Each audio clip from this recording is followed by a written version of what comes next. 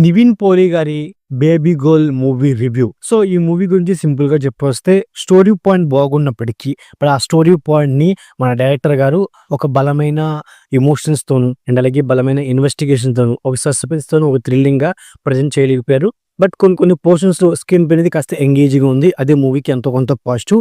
ముఖ్యంగా ఈ మూవీ యొక్క first half, interval portion and అలాగే క్లైమాక్స్ 30 మినిట్స్ కాస్త ఎంగేజ్ చేసాయని చెప్పుకోవచ్చనమాట. అంతేకాకుండా ఈ మూవీలో నివిన్ పోలి గారి క్యారెక్టర్‌కి అంత స్కోప్ అయితే లేదు. బట్ ఆ క్యారెక్టర్‌ని నివిన్ పోలి గారు ఎందుకు ఒప్పుకున్నారు? ఆ క్యారెక్టర్‌లో ఆయన బదులు వేరే ఎవరు చేసినా పర్వాలేదనమాట. అంతేకాకుండా ఈ మూవీలో మెయిన్‌గా ఏంటంటే అసలు బేబీ హాస్పిటల్ నుంచి ఎలా మిస్ అయిపోయింది?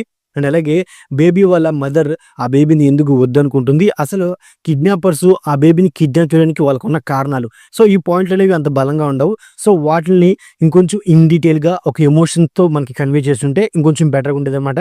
అంతేకాకుండా పోలీసులు వాళ్ళు చేసే ఎంక్వైరీ కూడా అంత బలంగా ఉండదు. అంతేకాకుండా ఈ మూవీలో బ్యాక్‌గ్రౌండ్ స్కోర్, సినిమాటోగ్రఫీ ఈ మూవీకి కొంత పాజిటివ్‌నెస్ అని చెప్పుకోవచ్చనమాట. సో, ఓవరాల్‌గా ఇదండి 'బేబీ గర్ల్' మూవీ రివ్యూ. నా రివ్యూ నచ్చినట్లయితే వీడియోకి ఒక చిన్న లైక్, అలాగే మన ఛానెల్‌ని సబ్స్క్రైబ్ చేసుకోండి. ఓకే. Thank you all.